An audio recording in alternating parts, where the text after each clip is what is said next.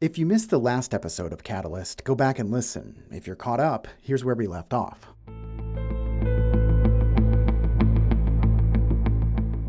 Life and death on the river is something that happens, I started noticing, a few posters every year or so of missing students. Lacrosse is a party town. The bars close. I think that some people just wander toward the water. It was a serial killer who would shove them in and then drown. I don't buy it. Excuse me, guys. The college students have formed a group that do a patrol, and that has virtually solved the problem. That basically stopped it. Just to let you know, the park is closed, so unfortunately we're going to have to ask you to leave. Sometimes there are students down here that have consumed alcohol. And so we make sure that folks staying away from the river and also aware That the park is closed. The Austin City Council and with the student government at University of Texas. Would you speak with them? 100%, yeah. Students realize it could be any one of them or their friends. They picked up the flag and they carried it.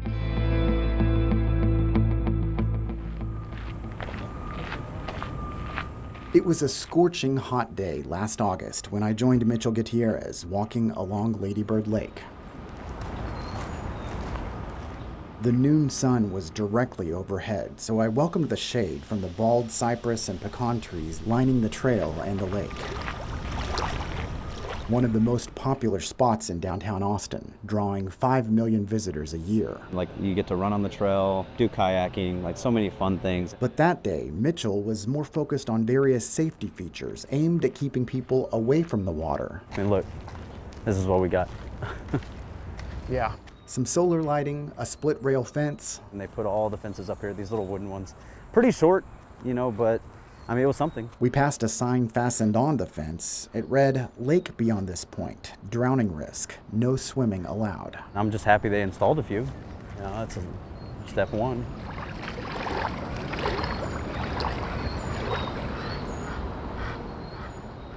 The swimming ban dates back more than 6 decades. After a pair of young sisters drowned in the lake in 1964, their deaths prompted the city, in part, to pass the ordinance, something still in place today. Begging for surveillance and lighting. That was never done. Along with those newer safety initiatives, Mitchell actually pushed city leaders to implement in 2023, after his family experienced its own tragedy. My little brother, Martin Gutierrez, 25 years old, just moved to Austin, Texas, lived with me and my wife. Him and I went downtown all the time, enjoyed life to the fullest. He was the happiest person in the world you would ever meet.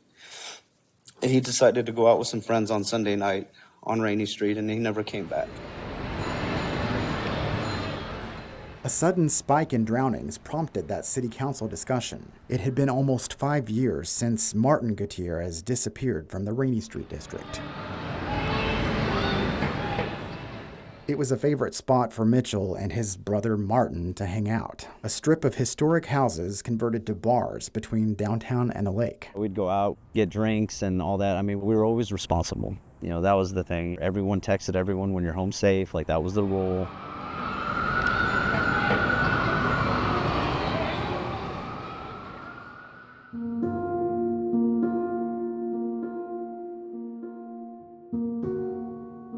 Mitchell never got a text from Martin that night in November 2018. He didn't think much of it until later the next day. We'd go to the gym every day at 5 o'clock. We did it every day.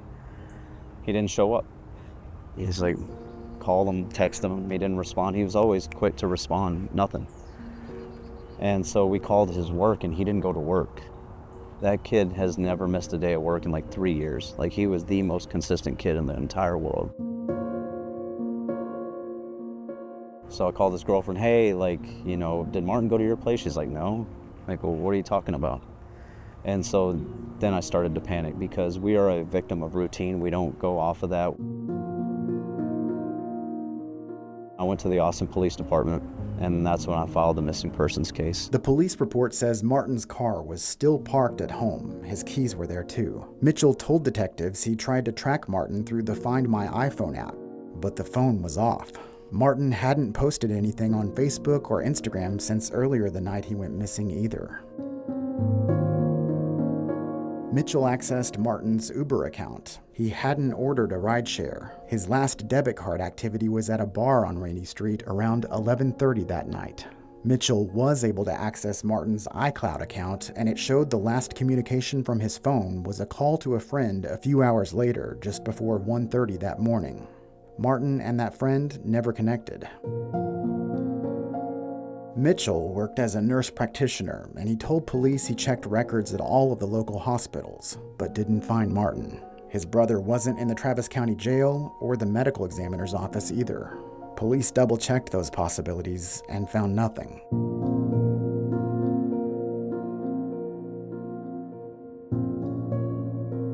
They soon listed Martin officially as a missing person, then shared details through social media and news outlets. We have pulled some video, and it's corroborating the story right now. We really don't understand why he's not accounted for at this point. We never did drugs, nothing like that. Based on the footage and the surveillance, my brother could barely even stand. He was sitting on the stool, his arm is like leaning on the bars. He looked severely intoxicated. We obtained bar and street surveillance and scoured hours of footage. It confirmed what Mitchell told us. There's no audio, but we see Martin drinking, talking and laughing with people, then checking his phone repeatedly, becoming distant on the patio, and eventually having trouble staying upright.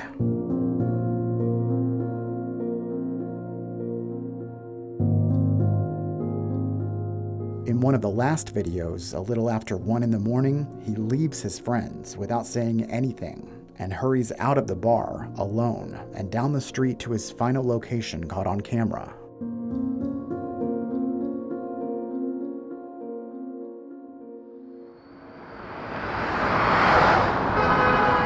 It was a few blocks away from the bars, along Interstate 35. Fewer than 500 feet away, through the trees and the darkness, was the lake.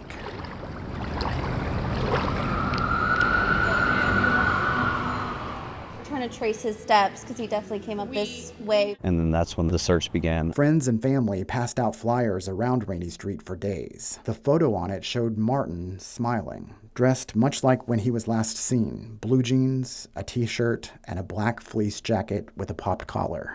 The description read 5'7", 150 pounds with an athletic build, brown hair, dark brown eyes, dimples, and a mole at the tip of his nose. His name's Martin. He's 25 years old. No mental health issues. Police records say Martin was not known to be suicidal or abuse drugs, and he was a proficient swimmer. But the fact that the lake was so close to his last known location couldn't be ignored. Have them call the number on the flyer. Records list a police helicopter searching the water and surrounding area. The police lake patrol unit used a cadaver dog on a boat, along with side-scan sonar devices. They had like infrared technology looking at the water and everything, trying to find him. A search and rescue team used dogs on the ground too. 5 miles of lake, 10 miles of trail and boardwalk, still nothing. Until a week later.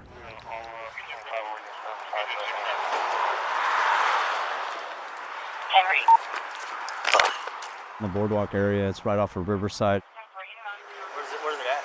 Rescue 14 received. So you see that boardwalk where the people are standing? Yeah. There was a person that lives at that apartment complex there who was going out with their morning coffee on his balcony, and he saw my brother's body floating. Go straight out about 25 yards in the water. I see it float. That person called 911. The recording no longer exists, but dispatch logs say the caller saw a body floating face up near the boardwalk. It was about a half-mile downstream from where Martin was last seen on surveillance video. You can look through binoculars if you want, but you can see it in the water right there. So we've got a boat coming to secure it. Okay, so it's a confirmed body? Body camera footage we obtained captured the moments police responded to the scene. I knew it. The second the call come out, I knew it. That Rainey Street missing person? Right there. A search and rescue boat towed the body with a long-handled hook across the lake to the north shore, where there was a boat ramp. There, they placed the body in a yellow mesh bag and pulled it out of the water. The police report said it was a young man with short, dark hair. He was wearing blue jeans, a t-shirt, and a black fleece jacket. An investigator found a license with the name Martin Gutierrez in a front left pocket. By that time, Martin's family had learned about the discovery and was waiting nearby for news.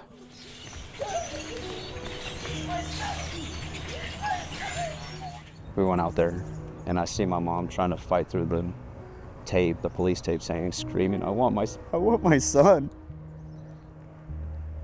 She's like just screaming, like, give me my son. I want to see my son. And she turns around, she runs to me. She's like, yeah, my baby's dead. My baby's dead. I'm just squeezing her as hard as I can because I love that kid so much. My mom is just trembling in my arms, and I have to keep it together for her, and I just want to break down. The medical examiner later made a positive ID. It was Martin. Police cleared the case. His death was labeled an accidental drowning. The toxicology report said Martin was intoxicated with a level of alcohol in his system above the legal limit to drive. The same for at least 11 people who've drowned in Lady Bird Lake over the last decade. So I think someone is drugging someone at the bar. Some of those victims also last seen near Rainey Street.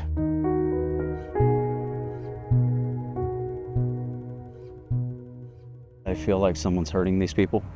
You know, certain demographic, right? Is it not coincidental? You know, I don't think it is. Next time.